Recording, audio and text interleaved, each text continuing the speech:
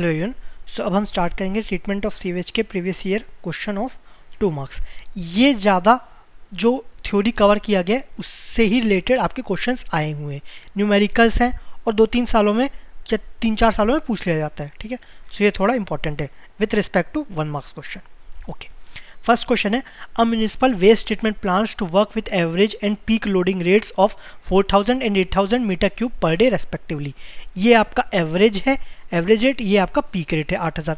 Design a primary clarifier to remove 65% of suspended particles at average flow at an average overflow rate of 35 meter cube per meter square per day is expected to correspond to 65% suspended matter removal efficiency.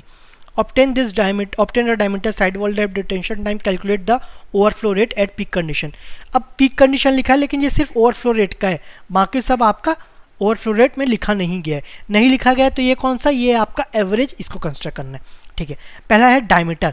Diameter किससे निकाल सकते हैं, आपका area पता होगा तो area से diameter निकल जाएगा। एरिया कैसे निकलेगा, आपका सरफेस ओवरफ्लो रेट, ये आपका जो गिवन है सरफेस ओवरफ्लो रेट, ये क्या रहता है, ये आपका डिस्चार्ज बाय एरिया, ये आपका करेंगे तो ये सरफेस ओवरफ्लो रेट आ जाएगा।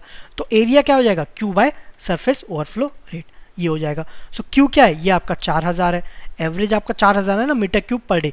ये कितना है 35, ये आपका मीटर क्यूब पर डे है, ये है metre cube per metre square per day. तो ये कितने आ जाएगा, ये आपका मीटर स्क्वायर में आ जाएगा एरिया। तो इसको सॉल्व करेंगे, 5 से डिवाइड करेंगे तो ये 800, ये 7, ये 1 जा, ये 1, फिर अगेन 10 गया, ये 1, 30 गया, ये 4.2, 20 आया, फिर आपका आया 2। ठीक है, तो ऐसे करके सॉल्व कर लेंगे, ये आपका आ जाएगा 0.285, 114.285, ये आपका एरिया हो गया। ठीक है, ये एरिया को क्या लिख सकते हैं, एरिया क्या होगा आपका π/4 d स्क्वायर। आपका क्लैरिफायर है वो किस में रहता है, सर्कुलर में रहेगा ना, तो ये आपका π/4 d स्क्वायर।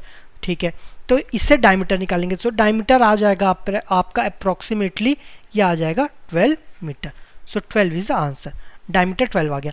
अब side wall depth, side wall depth निकालना है। ये कैसे निकाल सकते हैं, सपोज आपको वॉल्यूम गिवन है, वॉल्यूम बाय एरिया निकालेंगे तो डेप्थ आ जाएगा, लेकिन वॉल्यूम कहीं गिवन है क्या, नहीं गिवन है।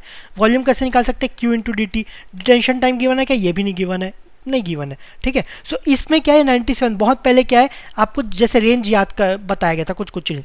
प्राइमरी क्लैरिफायर में शायद डेप्थ का रेंज नहीं बताया गया, इतना इंपॉर्टेंट नहीं है, नहीं बताया गया, कोई बात नहीं। सो इसमें रेंज में कोई वैल्यू एज्यूम कर लेते, तो यहाँ पर एज्यूम किया गया है 3 मीटर, तो साइड वॉल डेप्थ यहाँ पर 3 मीटर एज्यूम कर लिया गया। ठीक है, अब डिटेंशन टाइम, डिटेंशन टाइम कैसे निकालेंगे, क्यू इंटू डिटेंशन टाइम निकालेंगे आपका वॉल्यूम बाय डिस्चार्ज, है ना। इसको थोड़ा मिटा देते हैं, थोड़ा साफ हो जाएगा। तो डिटेंशन टाइम हो जाएगा v बाई क्यू। v पता है क्या, अब आपको डेप्थ पता चल गया है, डेप्थ, एरिया तो पहले ही निकाले थे, एरिया क्या था आपका 114.285, डेप्थ कितना था 3, ये हो गया, है ना।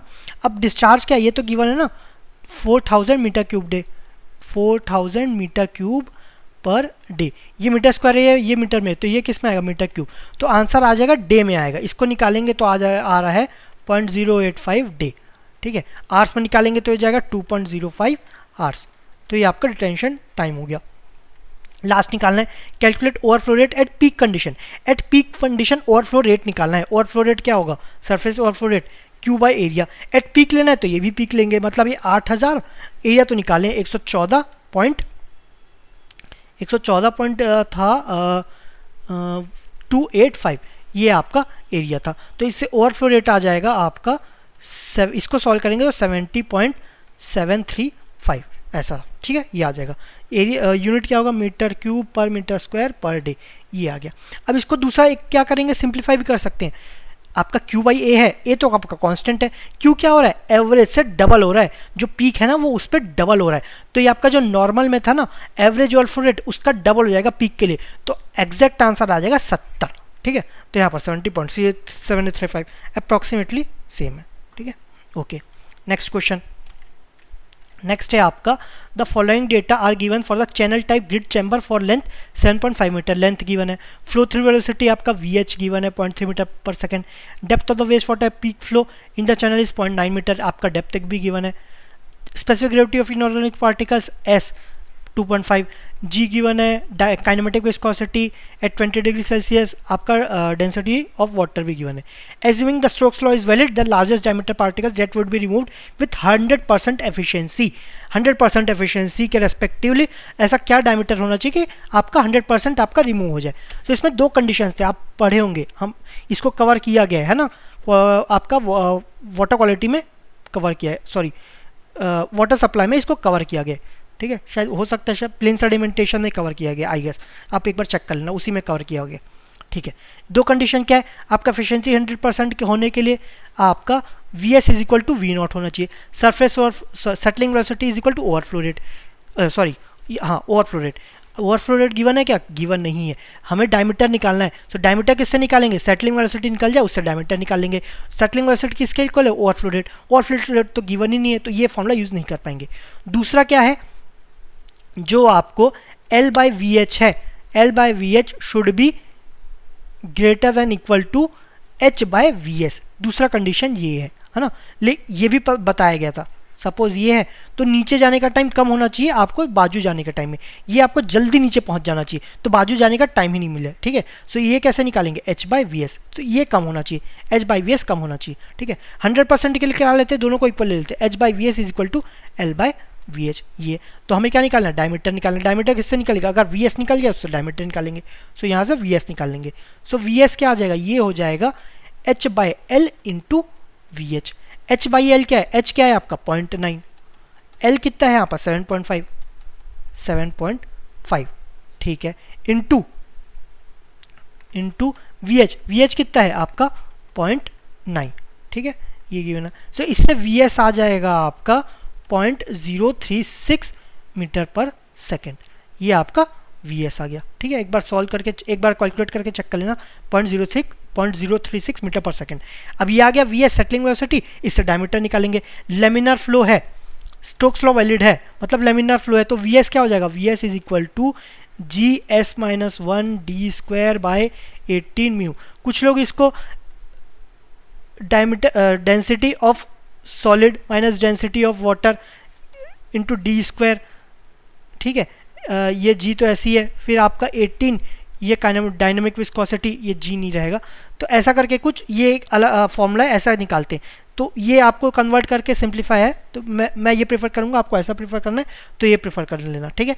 ये एक बार चेक कर लेना एक्चुअल क्या है, थोड़ा एक दो टर्म्स शायद मिसिंग होंगे, ओके, तो ये हम यूज़ करेंगे। So V S is equal to G S minus 1 D square by 18 mu, G आपको 9.81 है ना, एस आपको दिया है 2.5 minus 1, 2.5 minus 1, D square dia of particle, ये तो निकालना ही है ना, ओके। 18 इंटू काइनेमेटिक विस्कोसिटी, ये कितना है 1.002 इंटू 10⁻³ यूनिट चेक कर लेना, सबका ऐसा ही में रहना चाहिए। वी एस क्या है, ये हम निकाले हैं सेटलिंग वेलोसिटी, ये था 0.036 मीटर पर सेकेंड, सो इससे डायमीटर आ जाएगा, किस में आएगा, मीटर में आएगा। सो डी हो गया, ये डी स्क्वायर ध्यान रखना, तो डी हो जाएगा 0.21 इंटू 10⁻³ मीटर, इसको क्या लिख सकते हैं 0.21 mm, तो ये आपका mm में आ गया। So B is the correct answer, ठीक है। नेक्स्ट क्वेश्चन, नेक्स्ट है आपका a circular primary clarifier processes an average flow of 5005 metre cube per day, ये आपका डिस्चार्ज गिवन है of municipal water, the overflow rate is 35 metre cube per metre square per day, diameter of the clarifier निकालना है। बहुत ही simple question, आपका surface overflow rate क्या होता है, क्यू बाई एरिया, डायमीटर निकालना है ना, तो एरिया पता चल जाए उससे डायमीटर निकालेंगे, तो एरिया क्या हो जाएगा Q by surface overflow rate, है ना।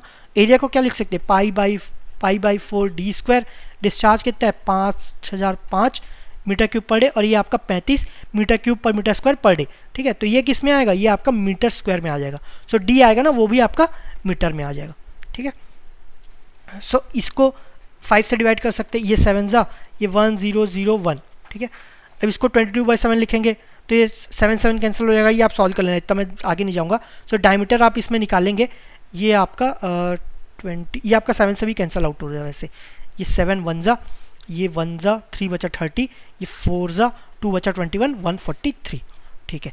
अब इसको ये 11 से जाएगा तो 22/7 लिखोगे, 11 से भी कैंसिल हो जाएगा, ठीक है, सिंप्लीफाई कर लेना आप, तो d इज इक्वल टू आ जाएगा 13.5 मीटर, ओके। तो ये आप चेक करेंगे, सो d इससे मैच कर रहा है, so d is the correct answer, okay. Next, in a wastewater treatment plant PST primary sedimentation tank designed at an overflow rate of 32.5 metre cube per day per metre square is 32.5 metre long. ये क्या है? In waste water treatment plant PST designed at overflow rate of is 32 metre long. ये आपका length है। 8 metre wide है। Liquid depth है 2.25 metre. If the length of the weir 75 metre the weir loading rate is okay. अब weir loading rate है ना, ये आपको अगेन जो वाटर सप्लाई में उसमें बताया गया था, इतना इंपॉर्टेंट वहाँ नहीं था इसलिए मैंने ज़्यादा फोकस नहीं किया गया था, लेकिन कवर किया गया। तो वीआर होता है अगर रेक्टेंगुलर है तो क्यू बाई एल रहता है लेंथ के करस्पॉन्डिंग, अगर सर्कुलर है तो Q by pi into D रहता है ना। अगर सपोज ये याद नहीं है तो यहाँ पर क्या है, metre cube per day per metre. Metre cube per day क्या है? डिस्चार्ज। ओके, पर मीटर मतलब कोई भी एक लेंथ से डिवाइड कर देंगे। तो यहाँ पर डायरेक्टली दिया लेंथ ऑफ द मीटर अगर ये है तो लोडिंग रेट क्या होगा? सो यहाँ पर हो जाएगा क्यू बाई एल। ऐसे आप कर सकते हैं, यूनिट से पता कर सकते हैं, ठीक है, एनवायरनमेंट में यही तो फायदा है। ओके, लेकिन इसके पहले क्यू पता रहना चाहिए। लेकिन यहाँ पर क्यू दिया है क्या? नहीं गिवन है। आपको सरफेस ओवरफ्लो रेट गिवन है। सरफेस ओवरफ्लो रेट क्या होता है? Q by area. अब एरिया क्या है? Surface area. तो ये क्या? एल इंटू बी है ना। तो इससे क्या मिल जाएगा हमें? क्यू मिल जाएगा। Q is equal to surface overflow rate into L into B. तो यहाँ पर हम वियर लोडिंग में पुट कर देंगे। वियर लोडिंग क्या हो जाएगा? Q by L that is surface overflow rate into L into B by L dash. ये एल अलग है, ये ध्यान रखना।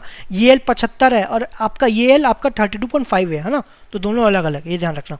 सो ये आपका 32.5 सरफेस ओवरफ्लो रेट इंटू 32.5 आपका लेंथ हो गया, इंटू आपका विड्थ कितना है आपका 8, ये हो गया, बाय एल डैश ये कितना है? ये आपका 75 है।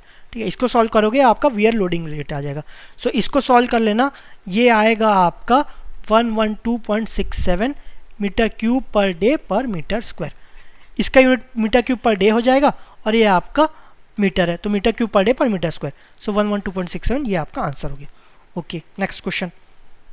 नेक्स्ट है the spherical grid chamber having a radius of 0.01 mm and specific gravity 3 need to be separated in a settling chamber.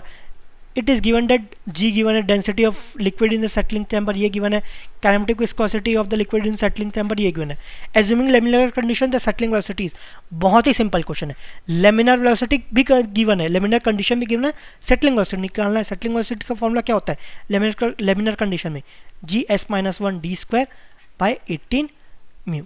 ठीक है, तो ये क्या हो जाएगा? सब वैल्यू सब्स्टिट्यूट कर दो। 9.81, एस क्या है आपका 3 - 1, डी क्या है आपका रेडियस गिवन है, ध्यान रखना डाई निकालना है, इंटू 2 तो 0.02 mm, मीटर में 10⁻³ मीटर।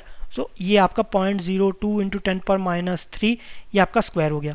ठीक है, divide by 18 into kinematic viscosity कितना है 10⁻6 ये हो गया। इसको सॉल्व करेंगे सो आ जाएगा आपका 0.436 metre per second. 0.436 into 10⁻³ metre per second.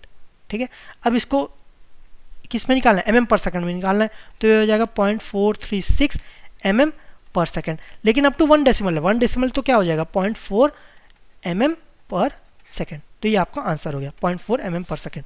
ठीक है, नेक्स्ट है आपका A grid chamber of rectangular cross section is to be designed to remove particles with diameter of 0.25 mm and specific gravity 2.7. The terminal settling velocity that is Vs of the particles is estimated as 2.5 cm per second. ये आपको Vs directly given है. The chamber is having the width given है and has a width आपका 0.5 meter and has to carry a peak wastewater flow of 9720 meter cube per day. Giving the depth of the flow is 0.75 meter. ये आपको depth given है. If the flow through velocity ये आपका VH हो गया, flow through velocity of 0.3 meter per second has to maintain using a proportional wear at the outlet end of the chamber. ये आपका maintain रहना चाहिए. The minimum length of the chamber to remove 0.25 particles completely, 0.25 mm particles completely. अब इसमें क्या है, particles क्या है, is designed to remove particles with diameter 0.25 mm. उसका terminal velocity कितना है आपका 2.5 सेंटीमीटर पर सेकेंड। ठीक है, अब उसको क्या लेंथ होना चाहिए कि 0.25 mm पार्टिकल्स कंप्लीटली रिमूव हो जाए, मतलब एफिशिएंसी क्या है 100% हो जाए, तो लेंथ निकालना है। तो इसके दो फॉर्मूला, अगर एफिशिएंसी 100% है तो Vs is equal to V0 है ना, एक तो ये कंडीशन है। यहाँ पर लेंथ का कोई रिलेशन है क्या? कोई रिलेशन नहीं है, तो ये यूज़ नहीं करेंगे। दूसरा relation L by VH is equal to H by VS ये होना चाहिए है ना। यहाँ पर लेंथ है ना, तो यहाँ से लेंथ निकाल सकते हैं। तो लेंथ क्या हो जाएगा आपका h into V H by V S. H कितना है आपका, डेप्थ आपका 0.75 है, 0.75 इंटू वी एच कितना है, फ्लो थ्रू वेलोसिटी, ये आपका 0.3 है। आपका वी एस कितना है, ये आपका 2.5 सेंटीमीटर पर सेकेंड है, सेंटीमीटर में है, मीटर में करना है तो 10⁻³ हो गया। ठीक है, 10⁻², सॉरी 10⁻²। तो इसको करेंगे, रीअरेंज करेंगे, 75 इंटू ये 10⁻², ये ऊपर हो गया तो 0.75 इंटू 100 75 हो गया। ये 0.3 2.5, ये तो हो गया 3 इंटू 25। तो ये 1 ये 3 3 इंटू 3, ये आपका 9। ये एल है तो ये आपका मीटर, तो 9 मीटर हो गया। ठीक है, ओके। सो इसमें इतना ही क्वेश्चन था। Thank you very much.